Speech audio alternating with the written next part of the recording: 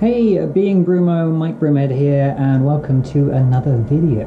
This video is a little bit of a tricky subject. I've done a doctor frustration video before where I talked about the difficulties of a doctor not listening to you. There are a lot of good doctors out there in all kinds of disciplines that do listen and do take note of what you need as a patient and do the appropriate tests and attack what you have. But sometimes they follow their agenda a little bit. I'm not saying they're ignoring you on purpose. I'm just saying in their world, option A is this, option B is this, option C is this. And in my problem, ulcerative colitis, there's very much, and it's written on the wall, there's very much a process that you have to go down.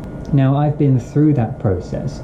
So step one is, a little bit of steroid. Step two is a maintenance. Step three, so on and so forth. And they up the ante each time. The problem with that is, as I've discovered over all these years, is that talking to other people with similar issues, nobody's the same. Nobody has the same outcome, nobody has the same feelings, nobody has the same diet, nobody really, you can draw comparisons. You can say, well, for me, something like high fiber hurts, but somebody else with the same problem is eating a lot of fiber and doesn't have a problem. So it's not the same stuff, and I believe it's because there are different reasons for the same result. This video being a difficult subject is the fact that I've come to a point where I feel like my specialist and her team are not really giving me the best treatment.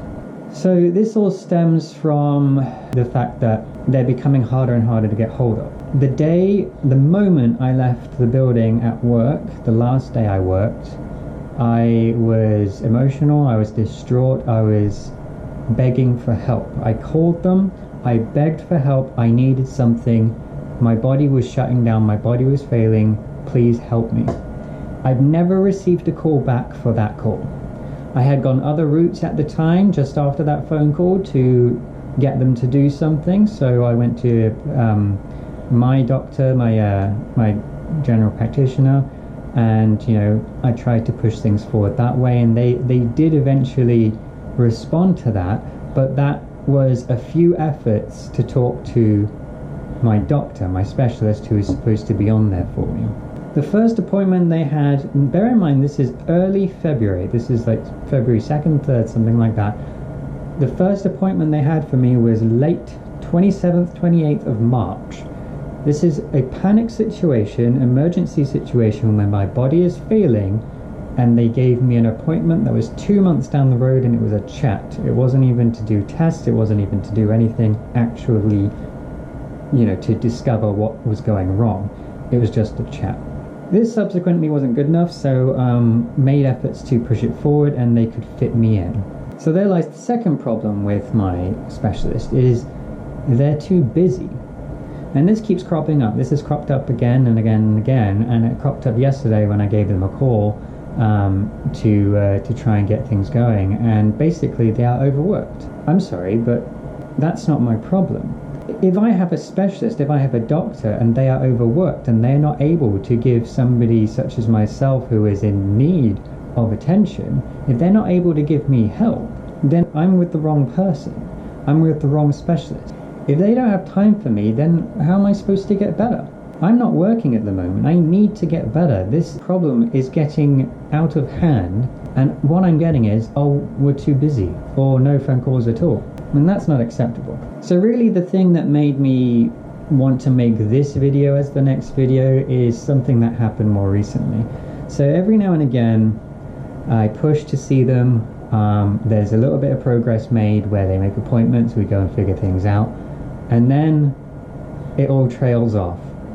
And then I get worse, and I call and call and call, or contact the GP to try and move things along.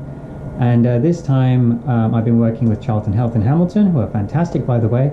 I highly recommend using them if you need any sort of biologics, anything like that.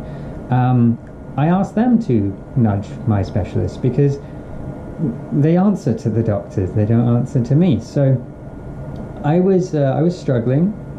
I was being asked by my parents, do you need to go to hospital? I was getting to that point. I didn't really want to go to hospital.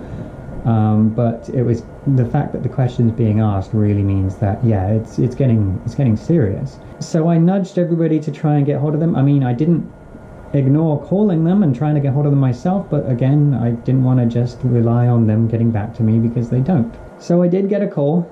I did get through eventually to talk to them, and the same old story. They were avoiding problem fixes and just wanting to talk about supplements. Frankly, I'm doing the IV nutrients, so I don't need to talk about supplements. The IV nutrients and the iron infusions are doing that job. I don't need to worry about that. I'm maintaining myself. I need to fix this problem. So I said, you know, can we focus on the problem here? Like, this is like having a hole in your boat and you're just emptying the water, but the hole is huge and you're just sinking. It doesn't make any sense. Why don't you fix the hole? If you have a broken leg, do they patch up the cut with a band-aid and say, yeah, you're good? No, they fix the broken leg and then patch up the band-aid. This is simple stuff. It doesn't make any sense to me. Saying I was that bad, obviously they called me in to be admitted to hospital. Now, I wasn't a fan of it, and then people had to convince me of it, because they didn't have a plan. They just wanted to come and throw steroids at me and see what happens. Now, steroids haven't worked in the past, so I don't understand why they would work now, but eventually, after a bit of convincing, I decided to go in. Now, originally they said come in now, but I was in the middle of a day and everybody was gone and I couldn't really get there, and you know, it was sort of short notice, so she said you can come tomorrow as well. That's fine. The doctor is going to be at this location for 2 weeks. Let me know, sort of thing. So the next day, my mum took time off work, we packed a bag. Didn't know how long I was going to be gone for.